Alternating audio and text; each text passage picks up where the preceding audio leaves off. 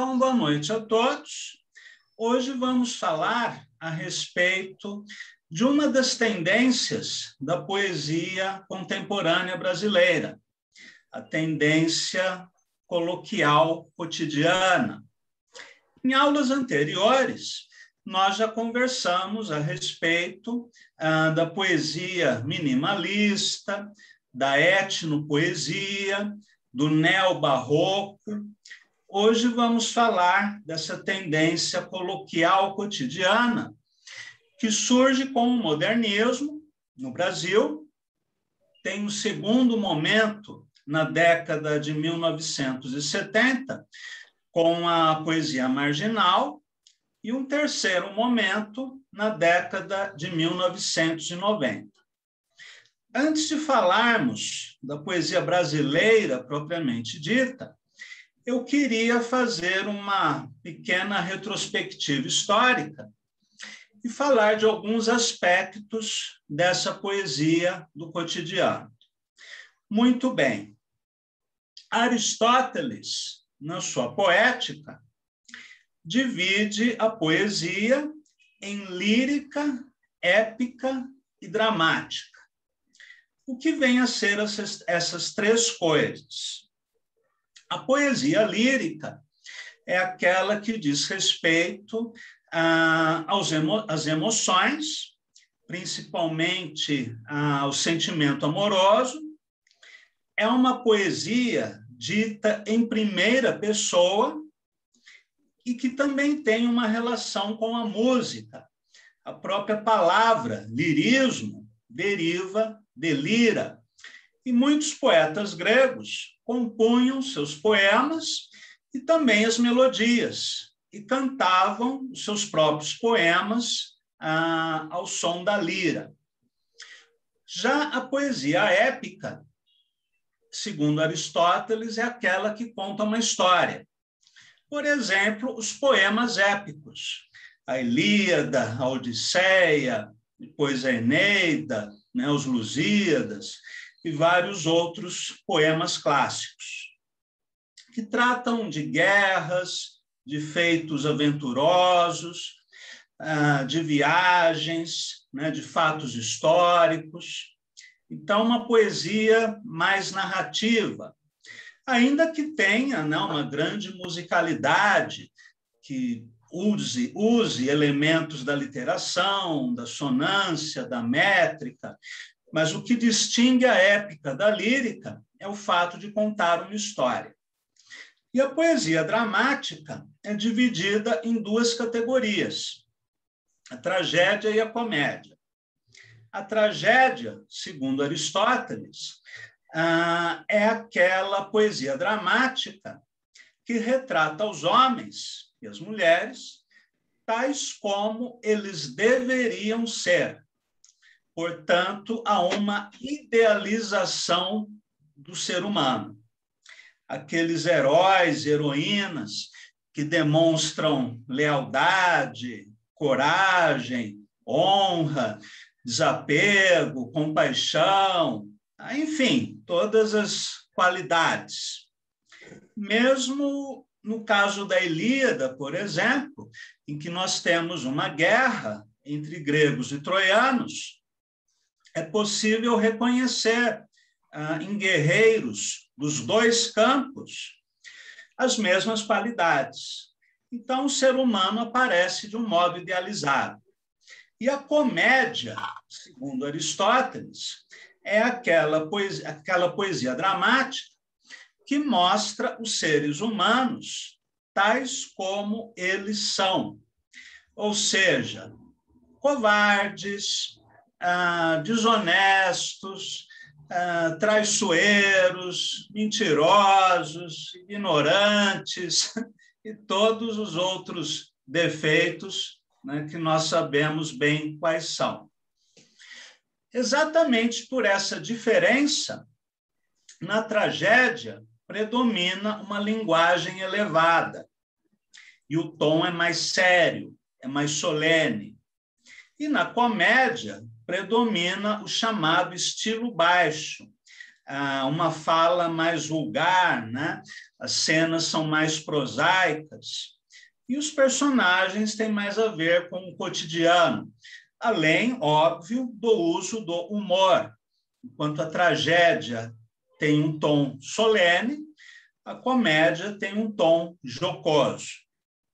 Desta divisão bem didática de Aristóteles, nós temos o ponto de partida da poesia coloquial cotidiana, que é uma poesia que faz oposição ao sublime, oposição ao elevado, e prefere o rotineiro, o grosseiro, aquilo que nós vemos nas ruas, aquilo que não tem necessariamente nenhum conteúdo moral, religioso, filosófico, e que se prende mais ao dia a dia. Inclusive, o grotesco e o feio são mais presentes nessa poesia, que adota uma linguagem coloquial, né, a gíria, o palavrão, o dialeto, muitas vezes utiliza elementos eróticos, e quando o erotismo se combina com o humor, nós temos o chamado fecenino, que é diferente do erótico e do pornográfico simplesmente. Você pode ter um romance, um poema, um filme erótico que não desperte humor em nenhum momento, que seja algo mais sério. Do mesmo modo, nós podemos ter uma obra pornográfica que em nenhum momento nos faz rir, até porque o objetivo do erótico e do pornográfico não é necessariamente despertar o riso, mas quando eles são associados ao humor, nós temos o chamado fecenino. Nessa poesia, nós temos uma revalorização das pessoas comuns e das ações comuns. Enquanto na tragédia clássica, por exemplo, os personagens são reis, rainhas, deuses, deusas, heróis, guerreiros. Na poesia do cotidiano, nós temos o feirante, a caixa do supermercado, o engraxate, o condutor do elevador, motorista de ônibus, o cobrador, entregador de pizza, enfim, as pessoas que povoam, né, a realidade cotidiana e que são a grande maioria da espécie humana, não é? Então, ao invés de tipos idealizados, nós temos tipos sociais concretos, reais. Justamente por isso, nessa poesia, é frequente também nós termos a crítica da realidade, não apenas um retrato passivo, mas também um retrato crítico, seja com humor ou sem. Quando o humor se alia a esse retrato do cotidiano, nós temos, por exemplo, o uso da ironia e do sarcasmo, sendo que a ironia é quando você diz uma coisa querendo dizer outra coisa, completamente oposta. E o sarcasmo que se confunde com a zombaria. E temos também o poema piada, né? Como foi praticado por Oswald de Andrade e depois por muitos poetas da geração 70. Nesse tipo de poesia, é frequente o diálogo com o jornalismo, a crônica e o romance de costumes. Em Drummond, sobretudo, né? Também em Bandeira. Um minutinho só que o Evilásio está entrando na aula.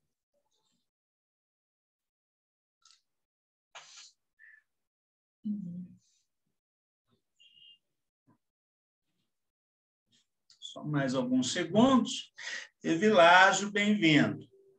Então, nesse tipo de poesia, né, coloquial, cotidiana, nós temos uma influência muito forte da linguagem do jornal, da crônica, em especial, tanto a crônica de costumes quanto a crônica policial. Temos uma influência do romance de costumes, uma vez que todos esses tipos diferentes de texto têm em comum a busca de um retrato da realidade social imediata. Há um livro do Auerbach muito interessante, chamado Mimese. Eu sugiro a vocês que busquem esse livro do Auerbach. Eu vou escrever o nome dele aqui no chat, o título do livro e o nome do autor.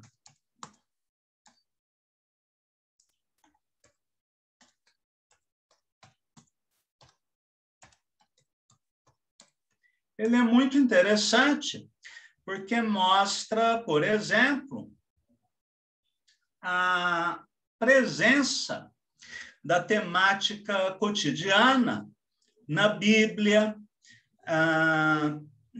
na Odisseia e na Ilíada, na Divina Comédia, enfim, em várias obras, né, clássicas da literatura, nós temos elementos prosaicos, temos elementos do cotidiano. E, na verdade, esses elementos estarão presentes em cantigas dos trovadores, na poesia barroca, na poesia setecentista, no romantismo, embora seja a partir do modernismo da década de 1920, tanto no Brasil quanto na poesia internacional, que o cotidiano vai acabar definindo uma certa tendência poética, né? Uma certa linhagem poética. Bem, até aqui eu expus algumas ideias gerais. Agora eu gostaria de ler alguns poemas, né, de diferentes épocas, países, autores, né, numa seleção sincrônica, como diria o Haroldo de Campos, para nós estudarmos essa vertente poética. Eu vou começar lendo alguma coisa do Gregório de Matos, que é um poeta barroco, é um poeta que praticou a poesia fecenina, a poesia pornográfica, praticou a poesia religiosa, e a poesia religiosa de Gregório não é menos bela, nem menos rica do que a sua poesia mais conhecida. Realizou poemas de cunho mais político. Eu considero um dos grandes poetas brasileiros de qualquer época, ainda que na USP isso seja tão difícil de ser aceito. Na USP, na Unicamp, críticos literários, né, como Antônio Cândido, que, apesar de toda a sua grandeza, também teve as suas lacunas, o Pécora, né, e vários outros críticos, colocam o Gregório meio que de lado, como se não fosse um poeta brasileiro, ou mesmo como se ele não existisse. O Hansen, que é um grande crítico, o admiro muito, mas ele organizou a obra completa de Gregório de Matos, em que ele diz a obra do suposto Gregório de Matos, partindo da hipótese de que Gregório não seria um poeta, mas vários poetas. Assim como há pessoas que dizem que Homero não existiu, que Shakespeare não existiu, né, que as tragédias de Shakespeare teriam sido escritas por vários dramaturgos, né, como Marlowe, que a a Ilíada e a Odisseia seriam compilações, né, de poemas de autoria anônima. Eu acho todas essas teorias interessantes, mas suspeitas, No caso de Gregório de Matos, por exemplo, qual o outro poeta que viveu no Brasil na mesma época que ele, que escrevia poemas semelhantes aos de Gregório? Eu não conheço ninguém. Gregório tem um estilo peculiaríssimo, pelo uso de termos de origem indígena, africana, pelo retrato que ele faz da colônia, pela sua crítica, né, à igreja, à justiça. É um poeta muito singular, muito próprio, né? É difícil pensarmos em outro poeta semelhante a Gregório. Alguns dizem, ele foi um imitador de Quevedo e de Góngora. Aí eu desafio essas pessoas a mostrarem um poema de Góngora ou de Quevedo que trate da realidade colonial brasileira, que use expressões indígenas, que mostre a presença do negro na sociedade brasileira. Não existe. Então, ficar discutindo, né, se Gregório existiu ou não, eu acho uma grande perda de tempo. Muito mais importante é lermos Gregório de Matos. Então, vamos lê-lo. Vou ler um soneto e depois um poema escrito à maneira do jogral. Soneto. A cada canto, um grande conselheiro, que nos quer governar cabana e vinha, não sabem governar sua cozinha e podem governar o mundo inteiro.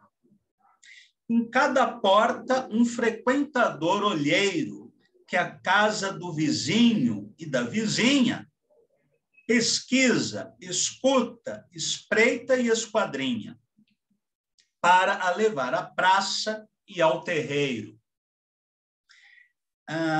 Em Curitiba, existe uma praça, né, chamada de Boca Maldita, que tem esse nome porque, segundo dizem, né, os próprios curitibanos, as pessoas desocupadas iriam até esse lugar para falar mal da vida alheia. Então, ficou a Boca Maldita. Muitos mulatos desavergonhados, trazidos pelos pés os homens nobres, postas nas palmas toda a picardia, estupendas usuras nos mercados, todos os que não furtam, muito pobres. E eis aqui a cidade da Bahia. Descontando algum racismo e alguma misoginia da poesia de Gregório, ele é bastante contemporâneo.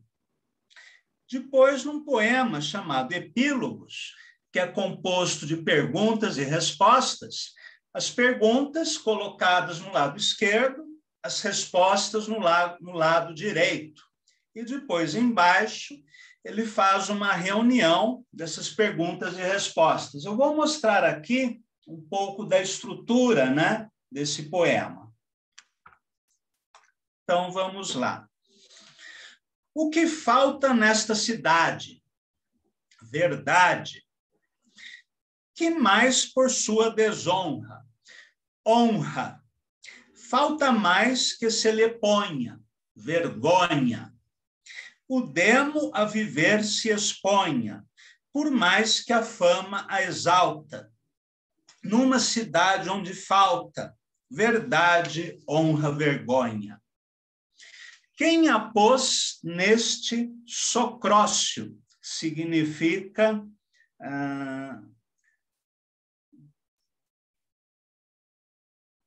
furtar.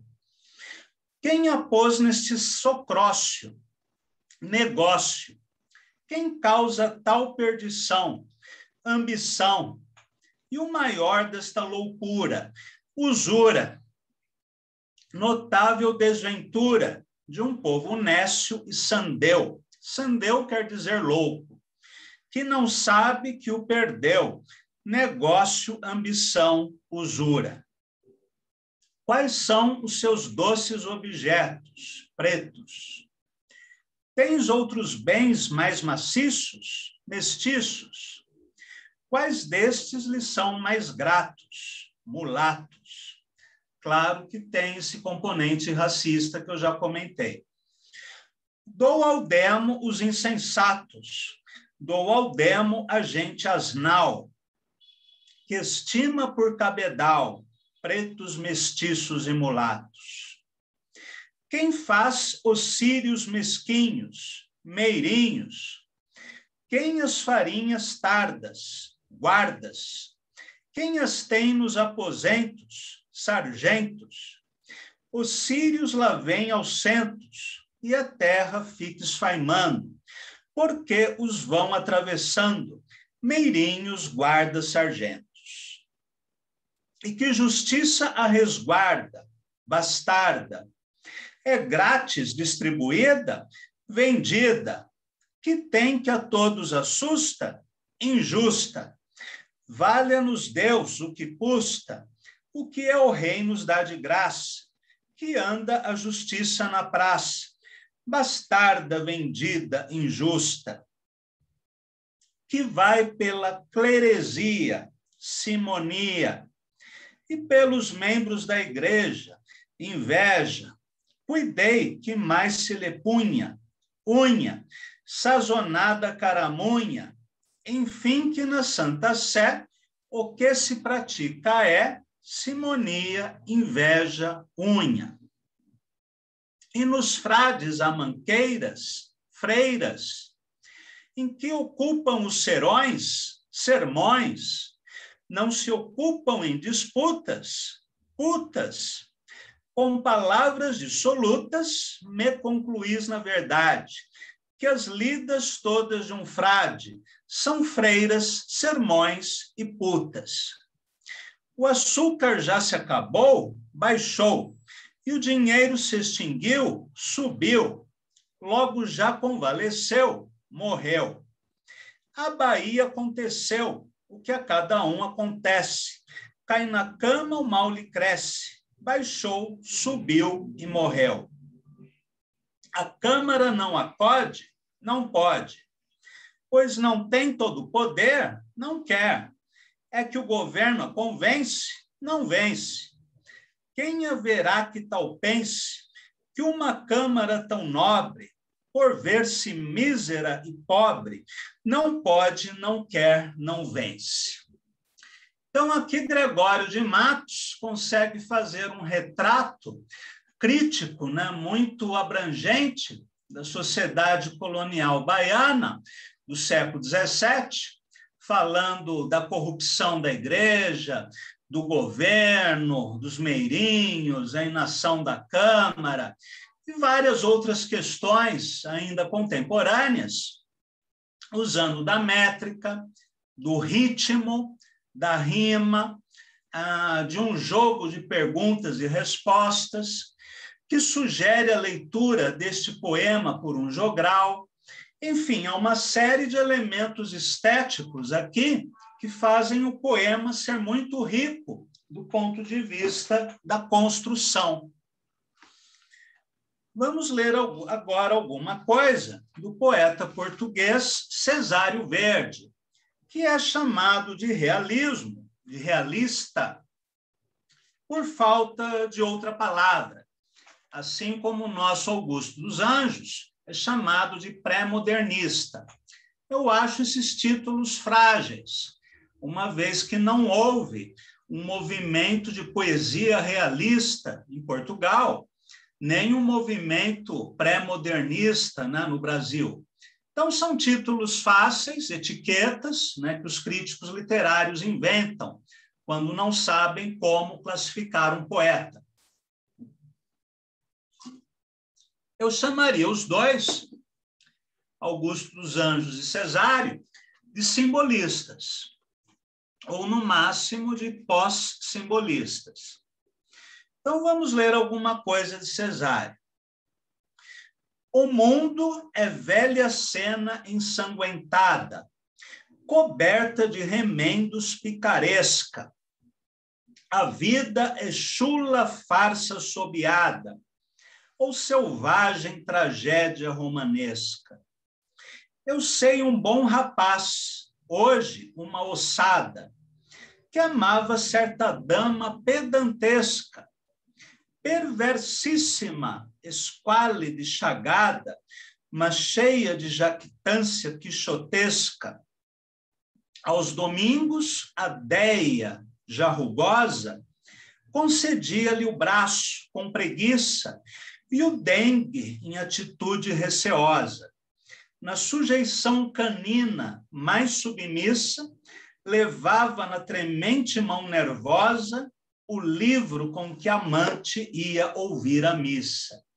Então, nós temos aqui um retrato, né, de uma cena cotidiana, ambientada numa igreja, né, em um casal, mais especificamente, em que o Cesário faz uma verdadeira caricatura com palavras. Lembrando que no século XIX, as caricaturas publicadas em jornais faziam grande sucesso. E uma das muitas qualidades da poesia de Cesário Verde é ter trazido a caricatura para o âmbito da poesia, seja pelo uso inteligente do adjetivo, seja pelo uso do advérbio, né? Do grau superlativo, né? Em particular. Em geral, quando se usa o adjetivo em poesia, é gordura, né? É enfeite, são palavras desnecessárias. Na maioria das vezes, nas oficinas, por exemplo, eu sugiro cortar adjetivos. Porém, quando o adjetivo qualifica o substantivo de maneira necessária, funcional, aí é outra história. Vamos ver como que o Cesário utiliza o adjetivo. O mundo é velha cena ensanguentada. Aqui ele começa com um tom mais dramático, né? Para depois dizer que é coberta de remendos picaresca. Né? Picaresca já remete àquilo que é cômico, àquilo que é bufão, né? A vida é chula, farsa, assobiada. Aqui, inclusive, ele combina dois adjetivos. Chula, porque é uma farsa vulgar. Assobiada, nesse sentido de algo que você sai cantarolando na rua, à toa, algo sem importância, né? Algo menor. Ou selvagem tragédia romanesca. Então, aqui é uma série de adjetivos que até se contradizem, criando uma deliberada confusão. A palavra ensanguentada remete a algo cruel, trágico. Selvagem, tragédia romanesca, também tem essa ideia, né, de algo pesado, né, algo violento. Porém, nós temos ainda os adjetivos picaresca, chula, né, assobiada, tudo isso para dar um tom tragicômico à descrição. Depois ele vai descrever o rapaz como uma ossada, ou seja, alguém que já morreu. Eu sei um bom rapaz, hoje uma ossada, que amava certa dama pedantesca. Então, não é uma dama comum e não é apenas pedante. Ela é pedantesca, né? Ela é pedante ao extremo, perversissima, esquálida e chagada, mas cheia de jactância quixotesca. Então, aqui ele utiliza 1, 2, 3, 4, 5 adjetivos na mesma estrofe para qualificar essa mulher de um modo caricatural. Aos domingos, a Déia, aqui a palavra Déia, né, ou deusa, tem um tom irônico, ou seja, ele quer dizer o contrário. Já rugosa, né, já velha, concedia-lhe o braço com preguiça e o dengue em atitude receosa. Na sujeição canina mais submissa, ele quer colocar o rapaz abaixo do cocô do cavalo do bandido, né? Dizendo que ele é um trouxa completo, né? Que se submete aos caprichos dessa dama. Levava na tremente mão nervosa o livro com que a amante ia ouvir a missa. Então, nós temos aqui o uso da ironia, do sarcasmo, né, da caricatura, do adjetivo e do advérbio, usados de maneira muito inteligente, sem nenhuma palavra sobrando e nenhuma faltando. Mesmo o Cesário, usando todos esses adjetivos, ele não deixa de ser preciso, porque ele constrói uma imagem com palavras de um modo bastante visual, né? De um modo bastante sugestivo e preciso. Então, não há gordura aqui. Vamos ler agora alguma coisa de um poeta do romantismo, né, norte-americano, o criador do verso livre, Walt Whitman. Eu vou ler a tradução do Geir Campos, Folhas das Folhas da Relva, que eu considero a melhor tradução do Whitman em português. Certa vez numa cidade. Certa vez eu passei por uma cidade bem populosa, guardando no meu cérebro impressões para futuro emprego, com suas mostras, sua arquitetura, costumes, tradições. Embora dessa cidade, eu agora me lembre apenas de uma mulher que encontrei por acaso e me deteve por amor de mim. E juntos estivemos, dia por dia e mais noite por noite. Posso afirmar que só me lembro mesmo dessa mulher que se apegou a mim apaixonadamente. De quanta vez andamos, nos amamos, de novo nos deixamos, de novo ela a pegar-me pela mão. E eu sem precisar ir, vejo-a bem perto ao meu lado, de tristes lábios trêmulos, calados. Nesse poema, que, aliás, em sua primeira versão, foi dedicado a um homem, e que o editor, para evitar problemas com a censura, substituiu por uma mulher, nós temos não apenas, né, o lirismo amoroso, expresso em versos livres, com o uso do enjambemã do começo ao fim do poema. É quase como se fosse um parágrafo único em prosa, né? Só que com a sua inteligência rítmica, Whitman conseguiu usar o enjambemã de um modo bastante inteligente, de um modo muito preciso e, ao mesmo tempo, muito melódico. E nós temos aqui, neste poema, quase que uma crônica de viagem, né? A página de um diário, em que ele vai relatar, né, um passeio a uma cidade distante, e depois ele vai concluir uma série de referências, né, a essa cidade. Ele vai falar de sua arquitetura, de suas mostras, costumes, tradições, e vai finalizar o poema dizendo que, de tudo que ele viu, a única coisa que ele ainda se lembra é de uma mulher, na verdade, de um homem, né, por quem ele teve com quem ele teve uma relação amorosa.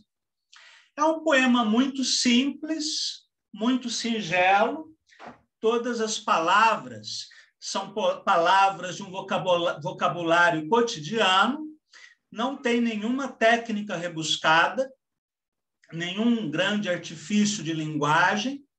No entanto, nessa simplicidade, há uma inteligência construtiva, que se expressa, sobretudo, na construção de uma atmosfera, de uma paisagem, de um clima, e numa expressão emocional que acontecem de um modo substantivo, preciso e sonoro. A poesia de Whitman é muito inteligente. A sua aparente simplicidade é um disfarce.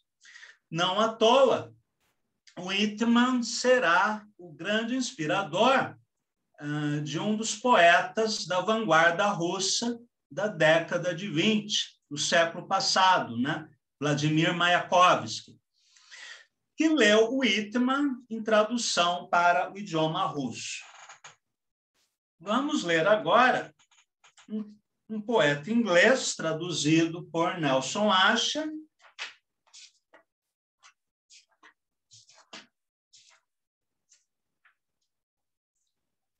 Basil Bunting. Deixa eu só localizar o poema.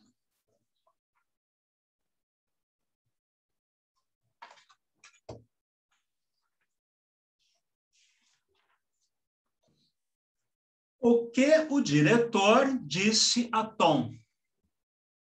Poesia é um hobby.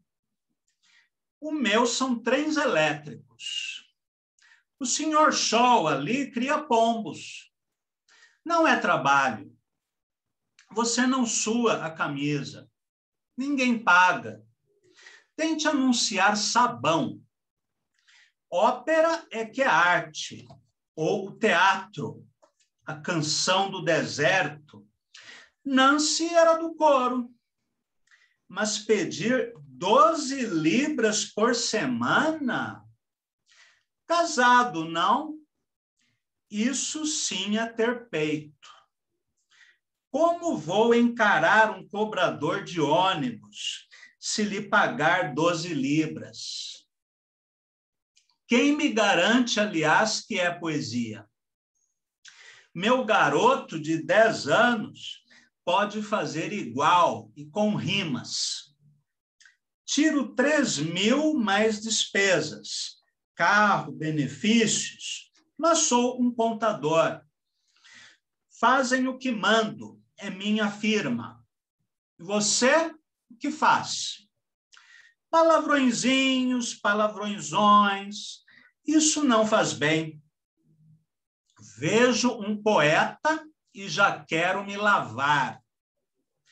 Tudo comuna e viciado, bando de delinquentes. O que você escreve é lixo. O senhor Heinz que me disse, ele entende disso, é professor. Ande, arrume trabalho. Eu acho esse poema muito engraçado. Seja pela tiração de sarro, né, que ele faz do poeta, e nisso ele tem um aspecto metalinguístico, seja pela coloquialidade, né, de todo o poema, que é como se fosse um diálogo em que nós temos apenas a palavra do diretor, né? A palavra de Tom fica oculta, mas esse diretor que simboliza o pragmatismo, né? Um suposto realismo, tudo aquilo que se considera a vida decente de um homem de bem, né? Faz a crítica ao poeta, como se todo poeta, né, fosse comuna, viciado, né, bêbado, delinquente, viado, né, e assim por diante. Que é a ideia que muitos têm ainda hoje, né, a respeito do poeta. Mas é, sobretudo, a construção do poema de forma conversacional que eu acho interessante. Porque esse tom conversacional ele funciona poeticamente pela concisão, pela elipse, pelo humor, né, pela ironia, pelo sarcasmo. Não é simplesmente você colocar no papel as palavras da caixa do supermercado, né? É você transformar isso em poesia, né? Você construir poeticamente o texto. Caso contrário, não seria poesia. Seria outra coisa, confissões, depoimentos, testemunhos, notas de diário, enfim, mas a poesia implica numa elaboração estética. Bem, no Brasil, essa poesia, né, do cotidiano, essa poesia coloquial, chegou aqui graças às leituras que Manuel Bandeira, Drummond, Oswald fizeram dos poetas franceses. No caso de Bandeira, especialmente de Paul Laforgue e de Tristan Corbière, que nós já estudamos no módulo Poetas e Malditos. Perdão, Jules Laforgue e Tristan Corbière. Vamos ler alguma coisa, então, do próprio Bandeira.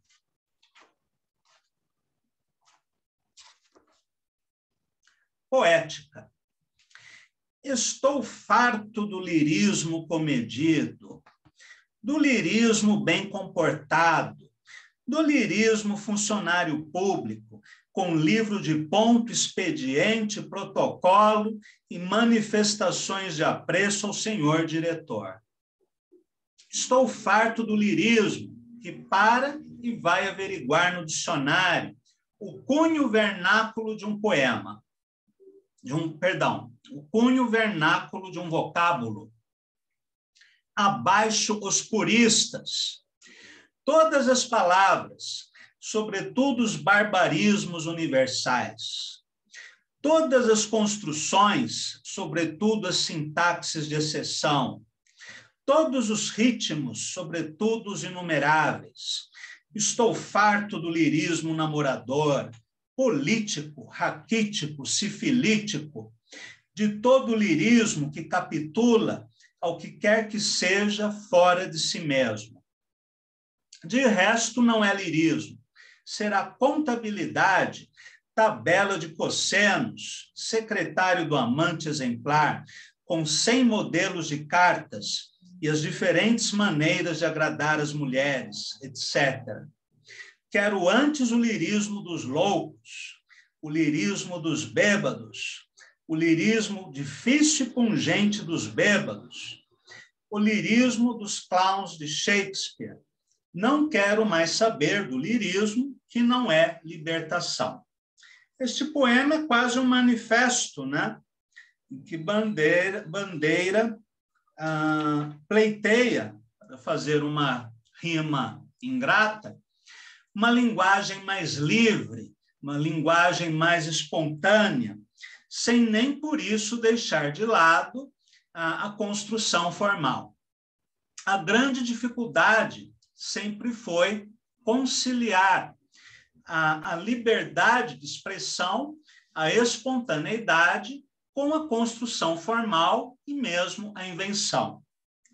Já num outro poema, escrito em prosa, chamado Conto Cruel, Bandeira escreve: a uremia não o deixava dormir. A filha deu uma injeção de sedol. Papai verá que vai dormir. O pai aquietou-se e esperou. 10 minutos, 15 minutos, 20 minutos. Quem disse que o sono chegava? Então ele implorou chorando: meu Jesus Cristinho. Mas Jesus Cristinho nem se incomodou. Um poema bastante irônico, né, bem ao gosto do Bandeira.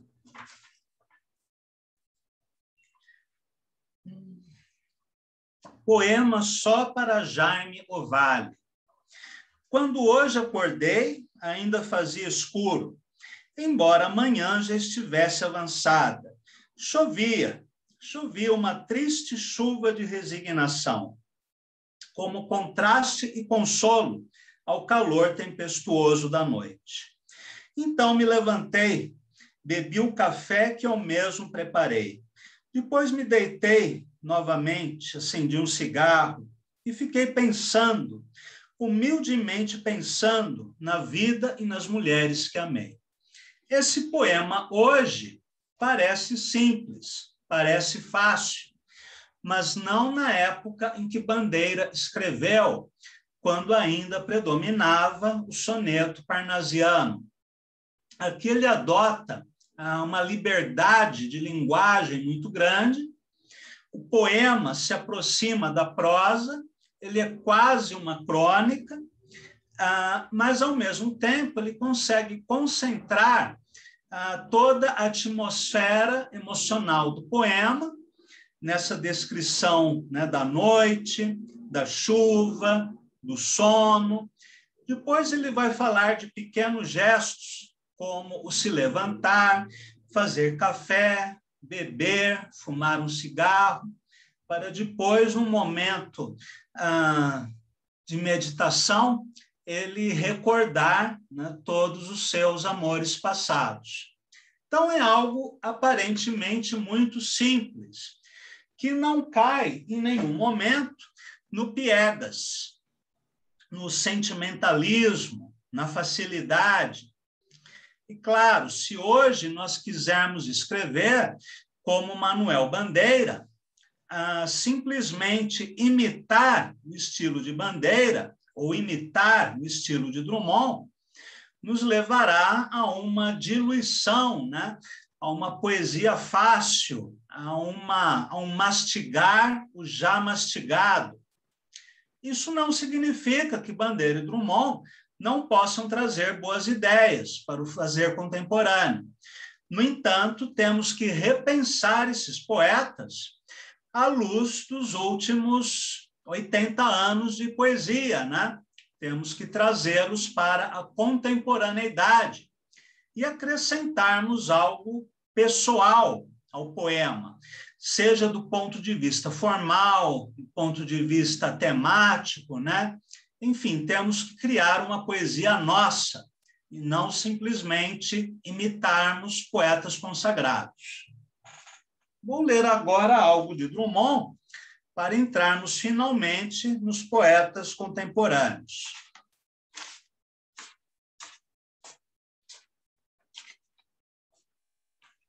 Cidadezinha qualquer. Casas entre bananeiras, mulheres entre laranjeiras, pomar, amor, cantar. Um homem vai devagar, um cachorro vai devagar, um burro vai devagar, devagar as janelas olham. Eita vida besta, meu Deus! Todos conhecem esse poema e todos aqueles que visitaram cidades pequenas, no interior de São Paulo, de Minas ou de qualquer estado brasileiro, já reconheceu nessa cidade o poema de Drummond.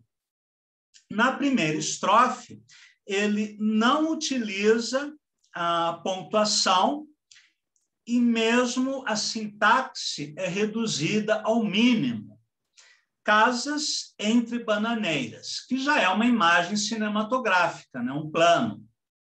Mulheres entre laranjeiras, um segundo plano. Pomar, amor, cantar.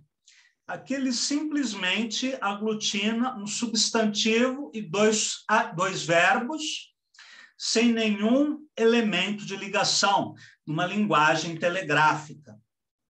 Um homem vai devagar, um cachorro vai devagar, um burro vai devagar. Aqui ele cria uma construção paralelística, né?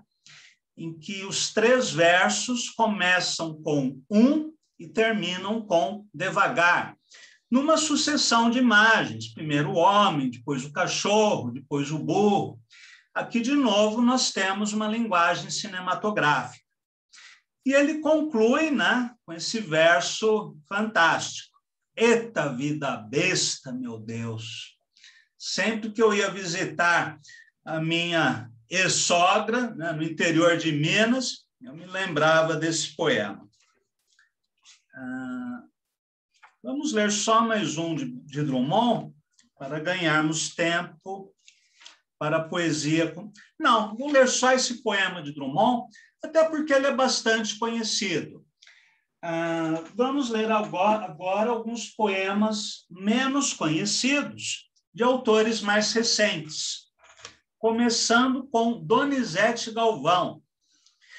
Não sei se vocês já leram Donizete Galvão. um poeta de minha geração, né, dos anos 90, que faleceu de problema cardíaco com um pouco mais de 50 anos de idade, e que tem livros admiráveis, como A Carne e o Tempo, Mundo Mudo, e o meu predileto, que é Ruminações. Então, vamos ler.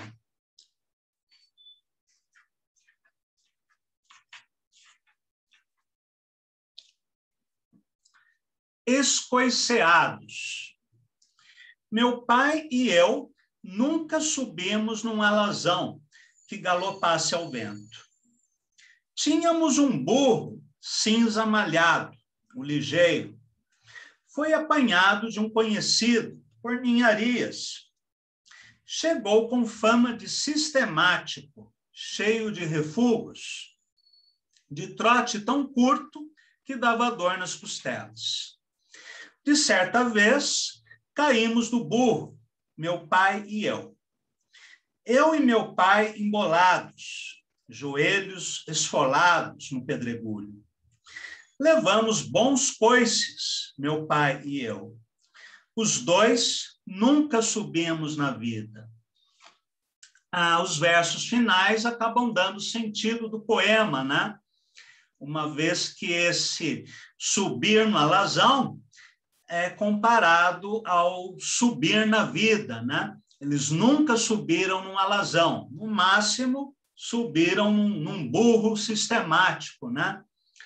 O poema todo ele é narrativo, construído quase em jambemã, com versos curtos, muito substantivo, com uma especial atenção à pontuação. Eu vou reler para frisar a importância da pontuação. Meu pai e eu nunca subimos num alazão que galopasse ao vento. Ponto. Tínhamos um burro cinza malhado, 2 pontos. O ligeiro, ponto. Foi apanhado de um conhecido por ninharia, ponto.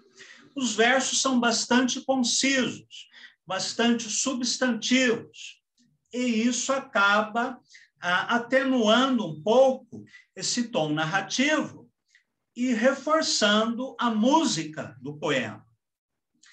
Um outro poema de Donizete Galvão, O Grito. O porco guincha e sob a pata dianteira sai a golfada de sangue que enche a bacia. Horas depois, pronto o chouriço, comemos o sangue preto, as tripas, o grito.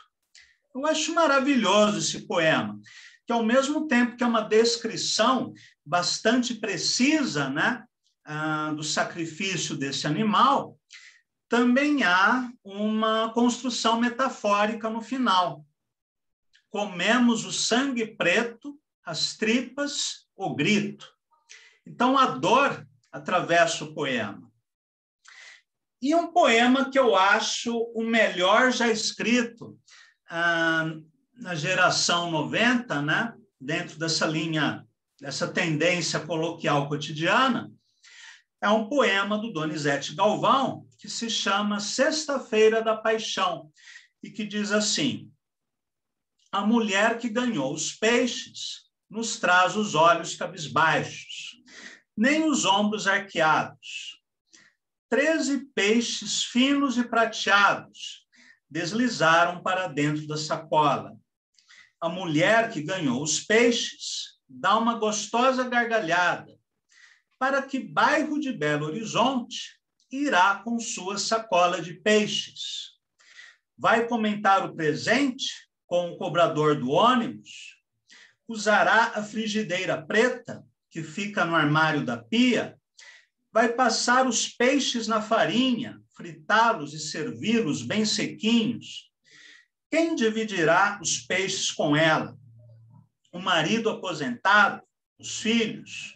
Haverá um gato eriçado defendendo o inesperado das tripas? A mulher que ganhou os peixes não os salgou com sua mágoa, recebeu-os como um milagre, embora lhe fossem dados de esmola.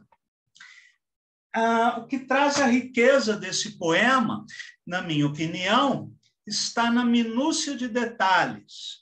Não é uma simples narrativa, não é uma descrição supérflua, ele é bastante preciso, fotográfico, quase cinematográfico, né? Este olhar do poeta para o cotidiano faz toda a diferença, e com sábio uso da pontuação. Agora eu vou ler alguma coisa do Rui Proença, que eu considero o outro poeta interessante dessa tendência.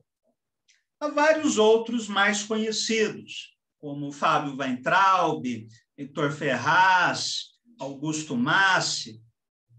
Eu, pessoalmente, tenho o direito de não gostar desses poetas, por achar a escrita deles muito fácil. Agora, o Donizete Galvão e o Rui Proença, eu considero grandes poetas e os expoentes dentro dessa linhagem. O que é uma cidade? Poema de Rui Proença. Tudo muda. Cidade, rua, escritório, ogiva, shopping, fone de ouvido, corredor de ônibus, ciclovia, camelô, cracolândia, canteiro de obra, morador de rua, morador de rua, carro blindado, homem sanduíche, igreja universal, passagem suspensa, skatista,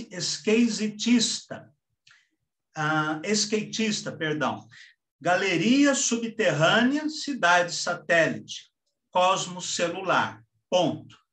Até aqui foi uma enumeração caótica, né?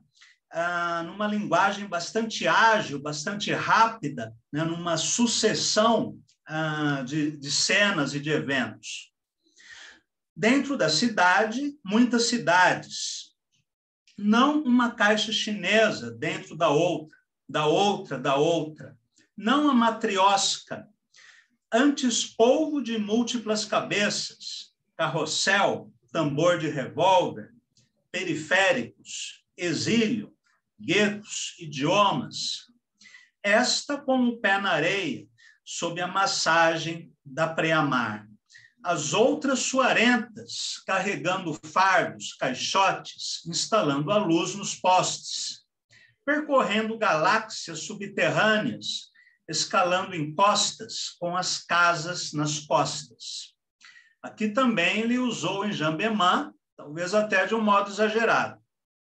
Em ondas, carros quebram na contramão. Vida breve, combustível na reserva, meus olhos vagam, pendurados em duplo anzol. Esses poemas são do livro Caçambas, que saiu pela editora 34. E para finalizarmos, de outro livro do Rui Proença, chamado Visão do Térreo, vamos ler Tiranias. Antigamente diziam, cuidado, as paredes têm ouvidos. Então falávamos baixo, nos policiávamos. Hoje as coisas mudaram, os ouvidos têm paredes, de nada adianta gritar. Isso define muito bem a nossa época, né? É só lembrarmos de qualquer discussão política com motorista de Uber. Depois, na página 29. Não peço esmola, eu olho os carros.